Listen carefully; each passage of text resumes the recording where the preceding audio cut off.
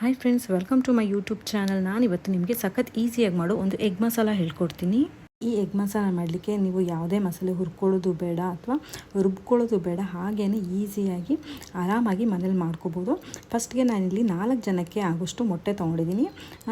ನೀವು ಎಷ್ಟು ಬೇಕೋ ಅಷ್ಟು ತೊಗೋಬೋದು, ನಿಮಗೆ ಕ್ವಾಂಟಿಟಿ ಎಷ್ಟು ಬೇಕೋ ಅಷ್ಟು ತೊಗೋಬೋದು. ನಾನಿಲ್ಲಿ ಮೊಟ್ಟೆನ ಬೇಯಲಿಕ್ಕೆ ಇಟ್ಕೊಂಡಿದ್ದೀನಿ. ಆ ಮೊಟ್ಟೆ ಬೆಂದಿದೆ. ಇವಾಗ ಮಸಾಲೆ ರೆಡಿ ಮಾಡ್ಕೊಳ್ಳೋಣ. ಇಲ್ಲಿ ಆಯಿಲ್ ತೊಗೊಳ್ತಾ ಇದ್ದೀನಿ. ಒಂದು 2 to 3 ಸ್ಪೂನಷ್ಟು ಆಯಿಲ್ ಹಾಕ್ಕೊಳ್ತಾ ಇದ್ದೀನಿ.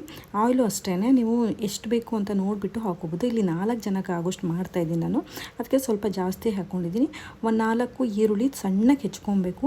ನಿಮಗೆ ಎಷ್ಟು ಸಣ್ಣಕ್ಕಾಗುತ್ತೋ ಅಷ್ಟು ಸಣ್ಣಕ್ಕೆ ಹೆಚ್ಕೊಳ್ಳಿ, ಯಾಕಂದರೆ ನಾವು ಇದನ್ನು ರುಬ್ಕೊಳ್ತಾ ಇಲ್ವಲ್ಲ, ಅದಕ್ಕೋಸ್ಕರ ಸಣ್ಣಕ್ಕೆ ಹೆಚ್ಕೊಂಡು ಚೆನ್ನಾಗಿ ಫ್ರೈ ಮಾಡ್ಕೊಬೇಕು. ಈರುಳ್ಳಿ ತುಂಬ ಚೆನ್ನಾಗಿ ಫ್ರೈ ಆದರೆ ಮಾತ್ರ ಮಸಾಲೆ ಟೇಸ್ಟಿಯಾಗಿ ಬರುತ್ತೆ. ಸೊ ಅದಕ್ಕೋಸ್ಕರ ಮೀಡಿಯಮ್ ಲೋವರ್ ಫ್ಲೇಮಲ್ಲಿ ಈರುಳ್ಳಿನ ಚೆನ್ನಾಗಿ ಫ್ರೈ ಮಾಡ್ಕೊಳ್ಳಿ. ನಾನಿಲ್ಲಿ 4 ಈರುಳ್ಳಿ ತೊಗೊಂಡಿದ್ದೀನಿ. ನಿಮಗೆ ಕ್ವಾಂಟಿಟಿ ಎಷ್ಟು ಬೇಕೋ ಅಷ್ಟು ತೊಗೋಬೋದು. ತೊಗೊಂಡು ಚೆನ್ನಾಗಿ ಫ್ರೈ ಮಾಡ್ಕೊಂಡಿದ್ದೀನಿ. ನೋಡಿ, ಈ ಥರ ಫ್ರೈ ಆಗಬೇಕು.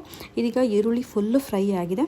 ಈರುಳ್ಳಿ ಫ್ರೈ ಆದಮೇಲೆ ಒಂದೇ ಒಂದು ಟೊಮೆಟೊ ಹಾಕ್ತಾಯಿದ್ದೀನಿ. ನಾನು ಜಾಸ್ತಿ ಟೊಮೆಟೊ ಹಾಕ್ತಾಯಿಲ್ಲ, ಸ್ವಲ್ಪ ಸ್ವೀಟ್ ಆಗಿಬಿಡುತ್ತೆ ಅಂತ ಹೇಳ್ಬಿಟ್ಟು ಟೊಮೆಟೊ ಒಂದೇ ಹಾಕ್ತಾಯಿದ್ದೀನಿ. ಟೊಮೆಟೊನೂ ಅಷ್ಟೇ ಚೆನ್ನಾಗಿ ಫ್ರೈ ಮಾಡ್ಕೊಬೇಕು. ಇವಾಗ ಟೊಮೆಟೊ ಬೇಯಬೇಕು ಅಂದರೆ ಇದಕ್ಕೆ ಉಪ್ಪು ಹಾಕ್ಕೊಬೇಕು.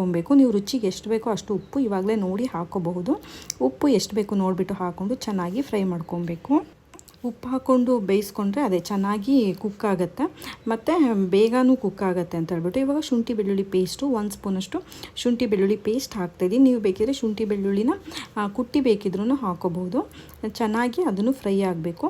ಹಸಿ ಫ್ಲೇವರ್ ಎಲ್ಲ ಹೋಗಲಿ ತನಕ ಚೆನ್ನಾಗಿ ಟೊಮೆಟೊ, ಈರುಳ್ಳಿ ಮತ್ತು ಶುಂಠಿ ಬೆಳ್ಳುಳ್ಳಿ ಪೇಸ್ಟ್ನ ಆಯಿಲಲ್ಲೇ ಚೆನ್ನಾಗಿ ಫ್ರೈ ಮಾಡ್ಕೊಬೇಕು. ನೋಡಿ, ಇದು ಇವಾಗ ಚೆನ್ನಾಗಿ ಫ್ರೈ ಆಗಿದೆ. ಅರಿಶಿನ ಪುಡಿ ಹಾಕ್ತಾಯಿದ್ದೀನಿ. ಎಗ್ ಅಂದಮೇಲೆ ಅರಿಶಿನ ಪುಡಿ ಅಂತೂ ಹಾಕಲೇಬೇಕು, ಇಲ್ಲಾಂದರೆ ಸ್ಮೆಲ್ ಒಂಥರ ಬರುತ್ತೆ. ಅದಕ್ಕೋಸ್ಕರ ಈಗ ನಾನು ಮನೆಯಲ್ಲೇ ಮಾಡಿರೋ ಮಸಾಲ ಪೌಡ್ರ್ ಹಾಕ್ತಾಯಿದ್ದೀನಿ. ನೀವು ಬೇಕಿದ್ರೆ ಖಾರದ ಪುಡಿ, ಧನಿಯಾ ಪುಡಿ ಮತ್ತು ಗರಂ ಮಸಾಲ ಪುಡಿ ಇದಿಷ್ಟನ್ನು ಹಾಕ್ಕೋಬೋದು. ನಾನಿದು ಮನೆಯಲ್ಲೇ ಮಾಡಿರೋ ಪೌಡ್ರು, ಇದರಲ್ಲೆಲ್ಲ ಮಿಕ್ಸ್ ಇದೆ. ಖಾರ ಪುಡಿ ಮತ್ತು ಗರಂ ಮಸಾಲ ಮತ್ತು ಧನಿಯಾ ಎಲ್ಲ ಮಿಕ್ಸ್ ಇದೆ. ಸೊ ಅದಕ್ಕೋಸ್ಕರ ನಾನು ಎಲ್ಲ ಸಪ್ರೇಟಾಗಿ ಹಾಕ್ಕೊಳ್ತಾ ಇಲ್ಲ. ನೀವು ಬೇಕಿದ್ರೆ ಅದನ್ನೆಲ್ಲ ಸಪ್ರೇಟಾಗಿ ಹಾಕ್ಕೋಬೋದು. ಈ ಮಸಾಲಾನ ಬೇಕಿದ್ರೆ ನೀವು ಕಮೆಂಟ್ ಮಾಡಿ, ನಾನು ನಿಮಗೆ ಆ ಮಸಾಲ ಪುಡಿ ಮಾಡೋದು ಹೇಗೆ ಅಂತ ಹೇಳ್ಬಿಟ್ಟು ವಿಡಿಯೋ ಮಾಡಿ ಹಾಕ್ತೀನಿ. ಈ ಥರ ಮಸಾಲ ಮಾಡಿಟ್ಕೊಂಡ್ರೆ ಈಸಿಯಾಗಿ ಈ ಥರ ಎಗ್ ಕರಿ ಎಲ್ಲ ಮಾಡ್ಕೋಬೋದು. ಬೇಗ ಈಸಿಯಾಗಿ ಆಗುತ್ತೆ.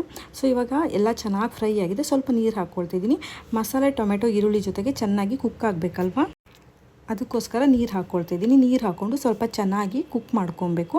ನೀರು ಹಾಕ್ಕೊಂಡು ಬೇಯಿಸ್ಕೊಂಡ್ರೆ ಮಸಾಲೆ ಚೆನ್ನಾಗಿ ಕುಕ್ ಆಗುತ್ತೆ. ಅದಕ್ಕೋಸ್ಕರ ಮತ್ತು ನನಗೆ ಇಲ್ಲಿ ಮಸಾಲೆ ಸ್ವಲ್ಪ ಕಮ್ಮಿ ಅನ್ನಿಸ್ತು, ಮತ್ತೆ ಮಸಾಲ ಹಾಕ್ಕೊಳ್ತಾ ಇದ್ದೀನಿ. ಅಡುಗೆ ಮಾಡ್ತಾ ಹಾಗೆ ಅಲ್ವಾ, ಸ್ವಲ್ಪ ಟೇಸ್ಟ್ ನೋಡಿ ನಾವು ಮಾಡಬೇಕಾಗತ್ತೆ. ಇವಾಗ 4 ಜನಕ್ಕೆ ಮಾಡ್ತಾಯಿದ್ದೀನಿ ಅಂದರೆ ನಾನು ಸ್ವಲ್ಪ ನೋಡಿಕೊಂಡೇ ಮಾಡಬೇಕು. ನನಗೆ ಯಾವಾಗಲೂ 2 ಜನಕ್ಕೆ ಮಾಡಿ ಅಭ್ಯಾಸ.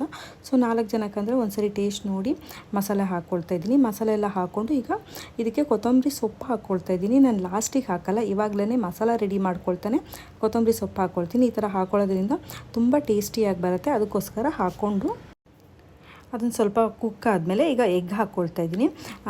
ಕೊತ್ತಂಬರಿ ಸೊಪ್ಪು ಕುಕ್ ಆಗಲಿಕ್ಕೆ ಏನು ತುಂಬ ಹೊತ್ತು ಬೇಡ, ಹಾಕ್ಕೊಂಡು ಒಂದು 2-3 ಸೆಕೆಂಡಿಗೆ ಎಗ್ ಹಾಕ್ಕೊಂಡ್ರು ನಡೆಯುತ್ತೆ. ಎಗ್ಗೆಲ್ಲ ಹಾಕ್ಕೊಳ್ತಿದ್ದೀನಿ. ನಾನು ಎಗ್ಗನ್ನ ಕಟ್ಸಿ ಹಾಕ್ಕೊಂಡಿದ್ದೀನಿ, ವೀಡಿಯೋದಲ್ಲಿ ಕಾಣ್ತಾ ಇಲ್ಲ. ಎಗ್ಗಿಗೆ ಕಟ್ಸಿ ಹಾಕ್ಕೊಂಡಿದ್ದೀನಿ. ನೀವು ಬೇಕಿದ್ರೆ ಎಗ್ಗಿಗೆ ಆಯಿಲಲ್ಲಿ ಫ್ರೈ ಮಾಡೋದ್ರು ಹಾಕ್ಕೋಬೋದು. ನನಗೆ ಆ ಥರ ಆಯಿಲಲ್ಲಿ ಫ್ರೈ ಮಾಡಿ ಹಾಕಿದ್ರೆ ಎಗ್ ಸ್ವಲ್ಪ ರಫ್ ಅನಿಸುತ್ತೆ. ಅದಕ್ಕೋಸ್ಕರ ನಾನು ಡೈರೆಕ್ಟಾಗೇ ಹಾಕ್ತಾಯಿದ್ದೀನಿ. ಈಗ ಮಸಾಲೆಲ್ಲೇ ಇದನ್ನು ಕುಕ್ ಮಾಡ್ಕೊಳ್ತೀನಿ. ಎಗ್ಗಿಗೆ ಕಟ್ಸಿ ಹಾಕಿರೋದ್ರಿಂದ ಮಸಾಲೆ ಎಲ್ಲ ಚೆನ್ನಾಗಿ ಹೀರ್ಕೊಳ್ಳುತ್ತೆ. ನೀವು ಒಂದು ವೇಳೆ ಅದನ್ನು ಕುಕ್ ಮಾಡಿಕೊಂಡು ಆಮೇಲೆ ಅಂದರೆ ಆಯಿಲಲ್ಲಿ ಫ್ರೈ ಮಾಡ್ಕೊಂಡು ಹಾಕಿದ್ರೆ ಫುಲ್ಲು ಒಂಥರ ಡ್ರೈ ಅನಿಸುತ್ತೆ. ನನಗೆ ಅದು ಇಷ್ಟ ಆಗೋಲ್ಲ. ಅದಕ್ಕೋಸ್ಕರ ನಾನು ಹಾಗೆ ಡೈರೆಕ್ಟಾಗಿ ಹಾಕ್ತಾಯಿದ್ದೀನಿ.